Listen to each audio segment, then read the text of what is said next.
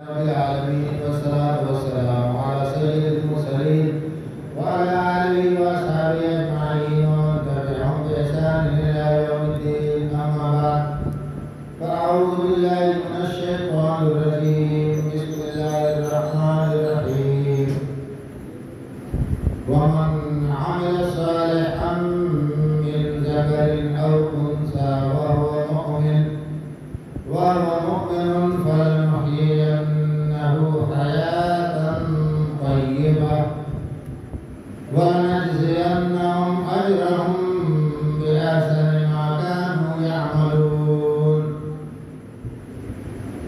محترم حاضرین مجلس،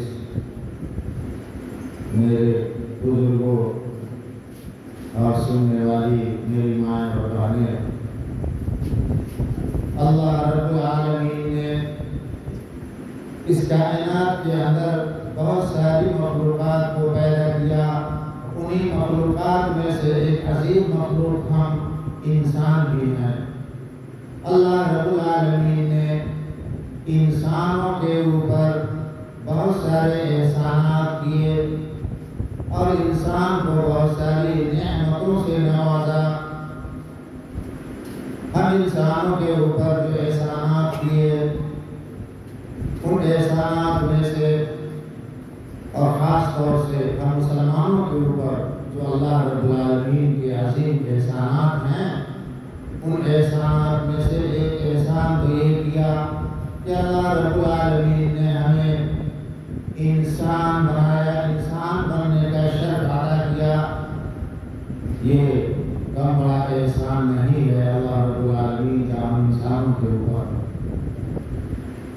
وہیں اللہ رب العالمین نے ہمیں ہمارے اوپر دوسرا احسان یہ کیا کہ اللہ رب العالمین نے ہمیں مکمل طور پر انسان بنایا، کامل انسان بننے کا شرف عطا کیا.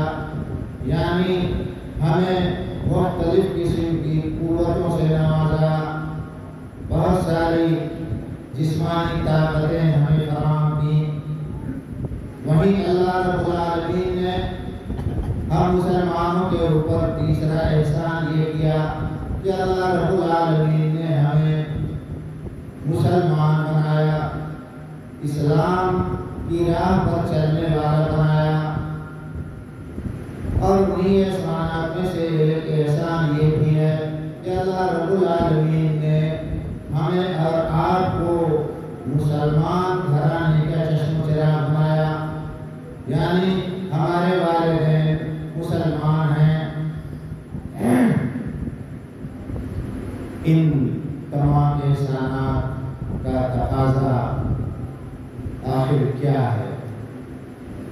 ایک طرف اللہ رب العالمین نے یہ بے شمار احسانات ہمارے اوپر کیے، وہیں ہمیں بہت ساری نعمتوں سے نوازا.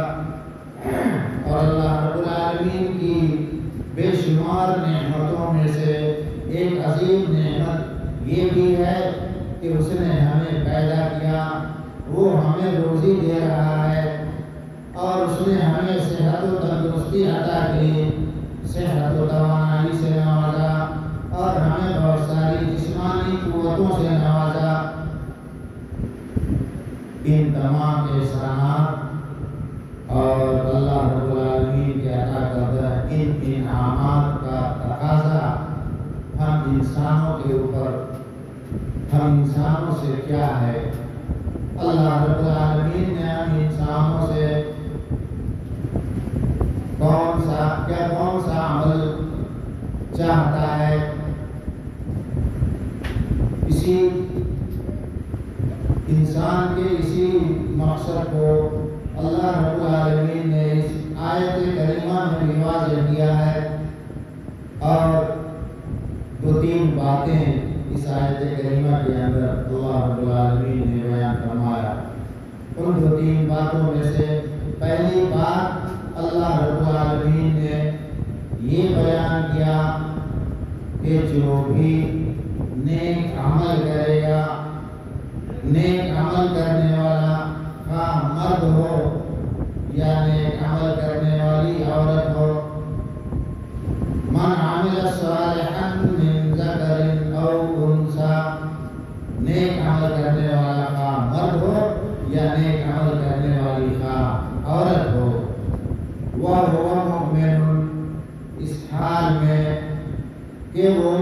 ہے، یعنی اگر ہم ایمان کی حالت میں بحیثیت مرد یا بحیثیت عورت، اگر ہم ایمان کی حالت میں اللہ رب العالمین کی اطاعت و فرمانبرداری کرتے ہیں، اللہ اس کے رسول کی کہی گئی باتوں کو اپنی زندگی میں ڈھالتے ہیں، اللہ اس کے رسول کے بتائے ہوئے طریقے کے مطابق اگر ہم زندگی گزارتے ہیں تو اللہ رب العالمین کی اطاعت و فرمانبرداری سے ہمیں آخر کیا حاصل ہونے والا ہے، اسی چیز کو اللہ رب العالمین نے اس آیت کریمہ میں آگے چل کر بیان فرمایا، لَنُحْيِيَنَّهُ حَيَاةً طَيِّبَةً۔ اگر ہم ایمان کی حالت میں ایمان کے رہتے ہوئے اللہ رب العالمین کی اطاعت و فرمانبرداری کرتے ہیں اور اس کے رسول اللہ صلی اللہ علیہ وسلم کے حکم کے مطابق عمل پیرا ہوتے ہیں، تو پھر اللہ رب العالمین نے ہمارے اس نیک عمل کرنے کی وجہ سے ہمیں دو گارنٹی دے رہا ہے۔ ایک ضمانت اللہ رب العالمین نے ہمیں یہ دیا، لَنُحْيِيَنَّهُمْ حَيَاةً طَيِّبَةً۔ اگر کوئی ایمان کی حالت میں نیک عمل کرتا ہے تو اس نیک عمل کرنے والے انسان کو ہم بہتر زندگی عطا کریں گے، عمدہ زندگی سے نوازیں گے۔ حیاتاً طیبہ کا لفظ آیا ہے، اچھی زندگی عطا کریں گے، پرسکون زندگی عطا کریں گے، کامیاب اور صاف ستھری زندگی عطا کریں گے۔ لَنُحْيِيَنَّهُ حَيَاةً طَيِّبَةً۔ نیک عمل کرنے والے انسان کی یہ دنیاوی زندگی بہتر ہوگی۔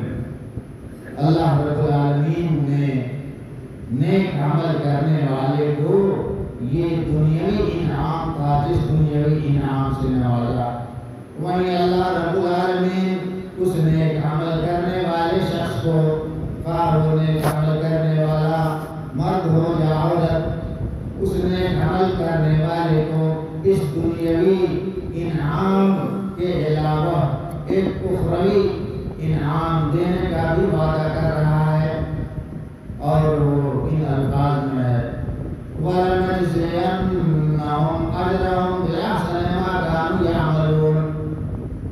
اور ہم اسے نیک عمل کرنے کا بہتر اجر و ثواب عطا کریں گے، اور یہ اجر و ثواب ہمیں اخروی زندگی میں ملنے والا ہے۔ گویا یہ دنیا اللہ رب العالمین نے جو ہمارے لیے بنایا اور جو ہمیں زندگی عطا کی، اس دنیا کو ہم انسانوں کے لیے اللہ رب العالمین نے امتحان گاہ بنایا۔ اس دنیاوی زندگی کو ہم امتحان کے مرحلے میں گزار رہے ہیں۔ اللہ رب العالمین نے ہمیں جو دن، ماہ اور سال اور کئی سال کی زندگی عطا کی، یہ دراصل ہم امتحان کی زندگی سے گزر رہے ہیں۔ جب ہم مر کر قبر میں چلے جائیں گے اور پھر قیامت قائم ہوگی، مرنے کے بعد ہم پھر دوبارہ زندہ اٹھائے جائیں گے، تو پھر وہاں ہمیں اس دنیا میں کیے ہوئے عمل کا اجر و ثواب ملے گا۔ اگر ہم نے اس دنیا میں نیک عمل کیا ہوگا تو اخروی زندگی میں ہم بہتر اور اچھی امید کر سکتے ہیں، لیکن اگر اس دنیا میں ہم نے برا عمل کیا ہوگا تو اس کا برا بدلہ برے بدلے کا سامنا کرنے کے لیے ہمیں اپنے آپ کو تیار رکھنا چاہیے۔ یہ دو گارنٹی اللہ رب العالمین نے ہمیں اس آیت کریمہ کے اندر دیا ہے۔ گویا اللہ رب العالمین نے ہم انسانوں کو یوں ہی بیکار بلا مقصد نہیں پیدا کیا، بلکہ ایک عظیم مقصد کے تحت پیدا کیا ہے، اور وہ عظیم مقصد اللہ رب العالمین کی عبادت کرنا ہے، اور یہی ہماری تخلیق کا بنیادی مقصد ہے، جیسا کہ اللہ رب العالمین نے بیان فرمایا وَمَا خَلَقْتُ الْجِنَّ وَالْإِنسَ إِلَّا لِيَعْبُدُونَ، کہ جن و انس کی تخلیق کا بنیادی مقصد صرف اور صرف اللہ رب العالمین کی عبادت ہے۔ اللہ رب العالمین کی عبادت کرنا یہ ہماری زندگی کا مقصد ہے۔ اس آیت کریمہ نے ہماری تخلیق کا بنیادی مقصد متعین کر دیا، اور ہماری زندگی کا بنیادی مقصد بھی متعین کر دیا۔ لہذا جب ہمارا مقصد متعین ہے تو ہمیں اپنے اسی مقصد کو حاصل کرنے کی ہر ممکن کوشش کرنی چاہیے، اور اس کے لیے ہمیں کیا کرنا ہوگا؟ ہمیں نیک عمل کرنے ہوں گے، ہم خود بھی نیک عمل کریں، اور ہم اپنے بال بچوں کو بھی نیکی کی راہ پر ڈالیں۔ یہی اللہ رب العالمین کا ہم سے تقاضا ہے۔ اپنی انہی باتوں پر میں اپنی بات ختم کر رہا ہوں، اور اللہ رب العالمین سے یہ دعا کرتا ہوں کہ اللہ تعالیٰ ہم سبوں کو نیک بنا دے، نیک عمل کرنے کی توفیق عطا فرمائے۔